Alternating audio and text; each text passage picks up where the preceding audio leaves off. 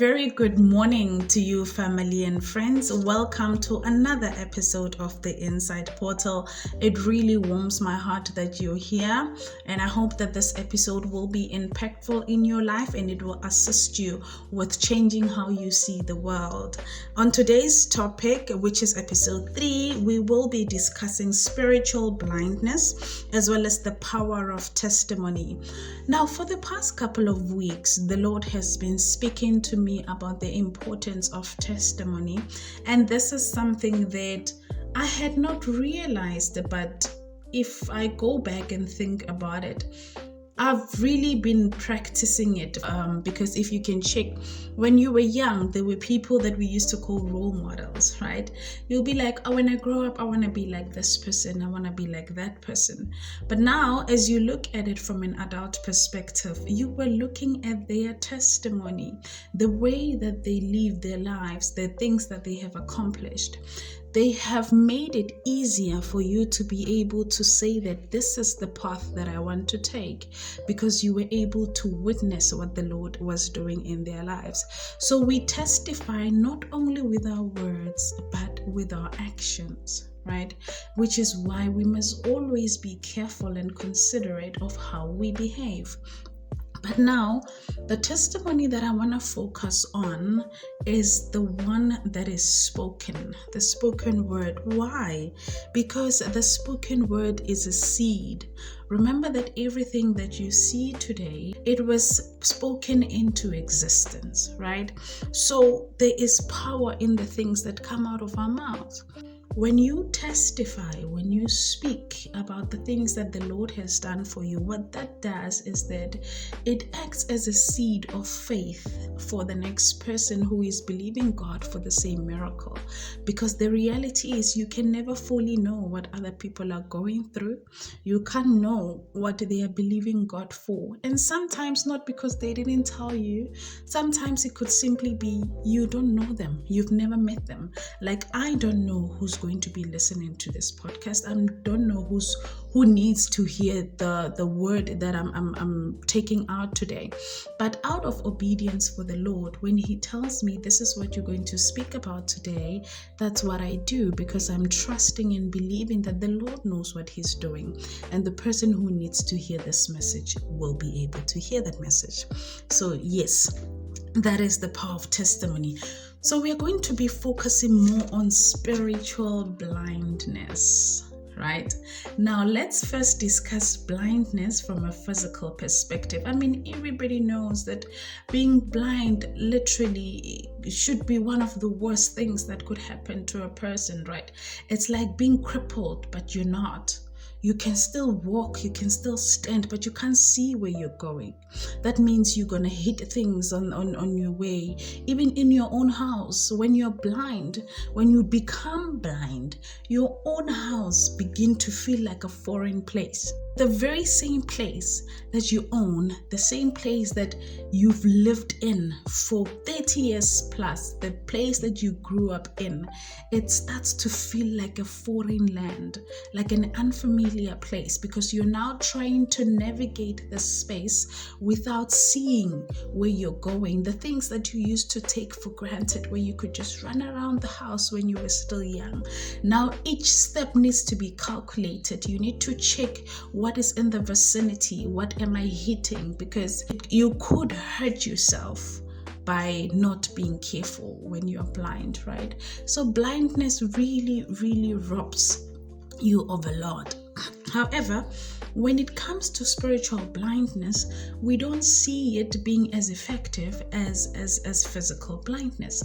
And that's the thing with us people, how we so easily and readily understand things from a physical standpoint because of the inconvenience or the burdens that it places on us. Like when you find yourself in a position where you're no longer able to do the things that you were used to do, it becomes a problem. We are able to understand things from that point because now you're hurt or you can't walk. Those things that you used to take for granted now becomes the very things that you wish you aspire to be able to do, right? So speaking of spiritual blindness, What is spiritual blindness? This is the inability to see into the spirit, the inability to see and hear God, to be able to differentiate between what is of God and what is not. And let me tell you, everything begins in the spirit and manifests in the physical. So this means that if you are unable to see into the spirit, if you are unable to understand the things of God from God's perspective, you will get into relationships you're not meant to get into. You will take jobs that are not meant for you but to derail you. You will find yourself going to places where you're not meant to be there. Literally, you might find that if you look at your life for the last 6 years, your life has been a circle. You have been going in a circle that you did not even realize at the time that you've been going in a circle, especially when you begin to look at things from like your financial standpoint and your relationships. You begin to see that you've been dating the same spirit in different men or in different women. Like for the past 3, 4, however many relationships you've been in, things ended pretty much the same way. You experienced the same things in different people, to a point that you ended up thinking that perhaps you are the problem. But what you did not understand was you were dating the same person in different spirits. You were dating the same spirits in different persons. So if you were able to discern the fruits of that spirit, you could easily see it when it begins to show its head and be like, okay, I've seen this before, I've been here before. I will no longer entangle myself in such an environment.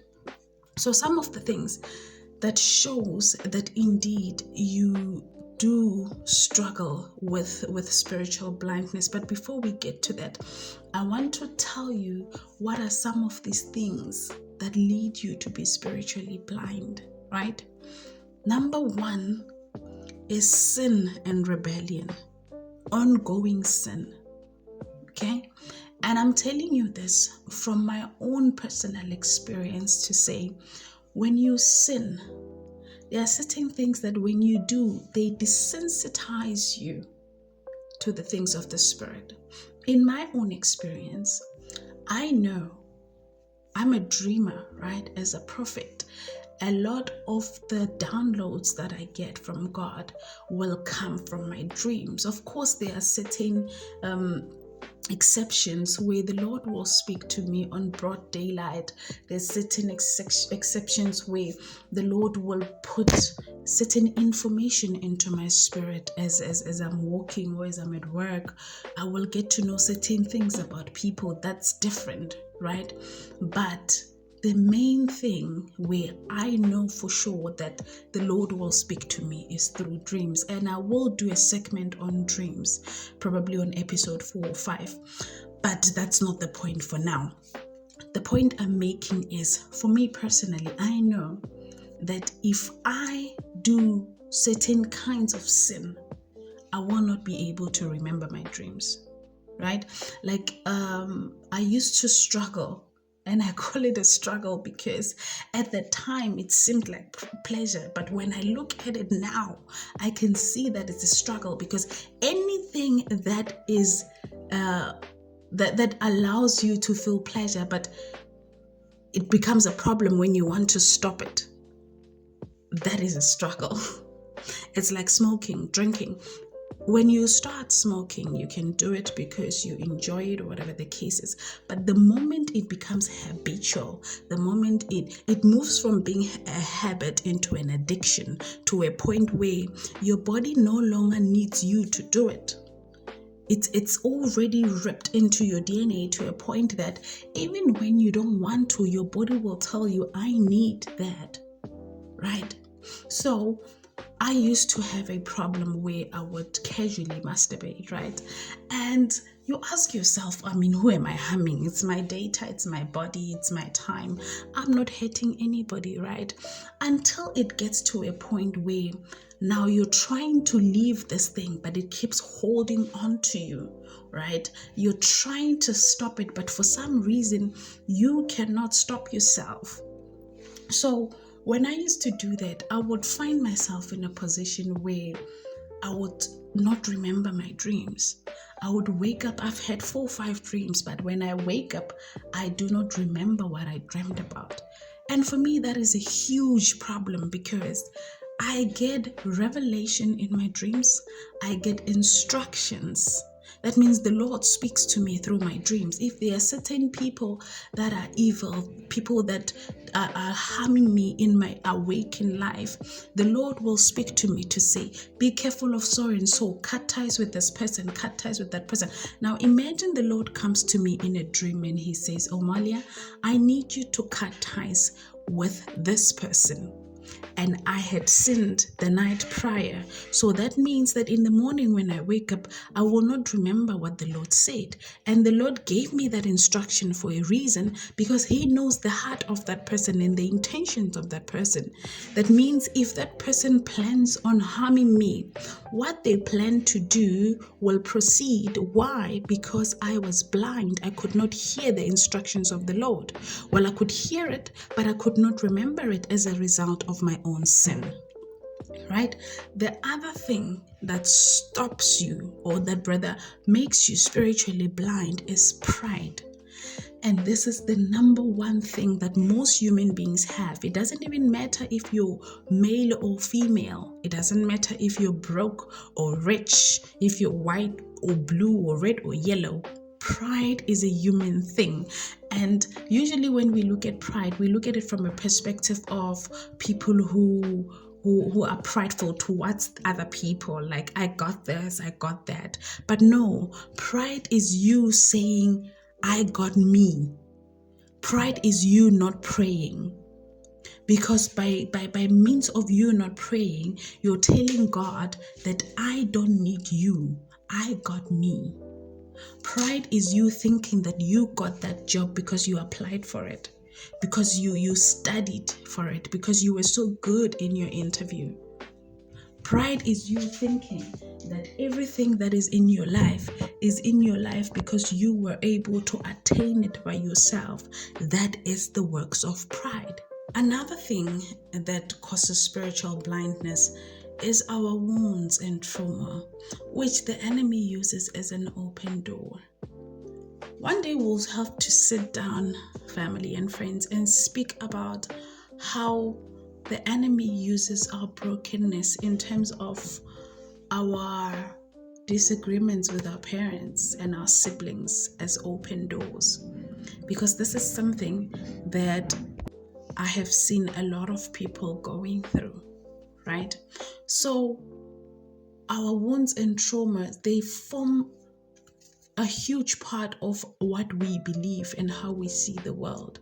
So it means if you do not allow the will of God to override your will, if you do not believe that his thoughts are higher than your thoughts and you submit to his lordship, it means that you will govern yourself.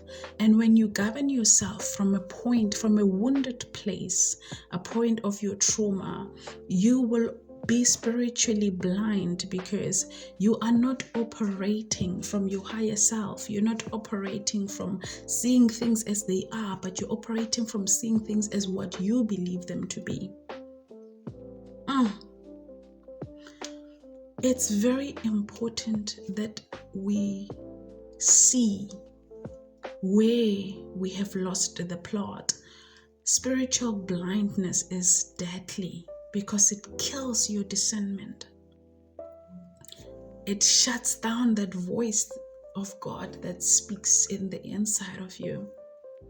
Not knowing where you are not supposed to go, or where you are not supposed to be, or who you're not supposed to be with or be seen with. It really could cost you a lot more than you think. It can cost you your destiny. It can derail you. You know, there are so many things that we go through that we should have never went through. but we went through them because of association. We started fighting spirits that were never, some of the battles that we fought, they were never ours to fight. But because of the people we associate ourselves with, we were able to find ourselves in situations where we are 5 steps behind now. We went back 5 steps because we had to carry the load of other people. So how do you know when you are spiritually blind? These are some of the things that will indicate that you are spiritually blind. The inability to discern. You cannot discern who is for you and who is not for you. This means even when people walk out of your life, you try by all means to get them to stay because it hurts that they're leaving you, but you don't realize that they were never meant to be in your life in the first place. This means that you lose certain jobs and you cry yourself to sleep, but you don't realize that you were never meant to be there, or that your season in that place is over. Seasons change, people come and go, and people come into your life to play certain roles, and when their role is done, God will move them. And you need to be so in tune with the move of God in your life that you are able to see and understand, to say, oh, this is God. This is God moving certain things and certain people out of my life. Now, the other thing is destructive choices, especially when you've been told the truth. You are able to hear the truth, but it does not convict you. You make choices that ruin your own life. Self-destructive mode, where you are your own worst enemy, even though you're not aware of it. You put yourself in situations that you wouldn't put your loved ones. If you're a mom, you know certain things you would never allow for your child to go through, but you put yourself through those things. Why? Do you really think that you deserve to live a life that is without peace, that you deserve to be treated badly, to have people that treat you like an inconvenience? The other thing is being offended by correction. When people correct you, you take offense, and the spirit of offense is a very dangerous spirit. Now remember, the Lord says that when you love someone, you correct them, right? So meaning correction is godly. Correction is somebody saying, I love you enough to be able to tell you the truth even when it's uncomfortable. So if you hear it but it doesn't convict you, that's when you will know that there is a problem. So how do you break free from the spiritual blindness? What is the best way for you to live a peaceful, free life, free from all this bondage and being able to see clearly? The most important thing for you to do in this case is to clear your gates. What do I mean by that? You know these 5 senses? You need to clear them. Because in order for you to be able to see clearly, you need to get rid of the things that make you to not see clearly. That means you go on a fast. And fasting does not always mean denying yourself of food. Fasting can look like you taking a month off social media. Fasting can look like you not watching certain movies, you not listening to certain music. You telling yourself that for the next 21 days, I will listen to the word of God and nothing else. For the next 7 days, I will not watch this show. For the next however many days, I will not speak foul words. I will not let evil words, I will not gossip. I will not let evil things come out of my mouth. Because your life is made up of words. You speak your life into existence. So declutter. Watch what you watch. Oh, watch what you watch.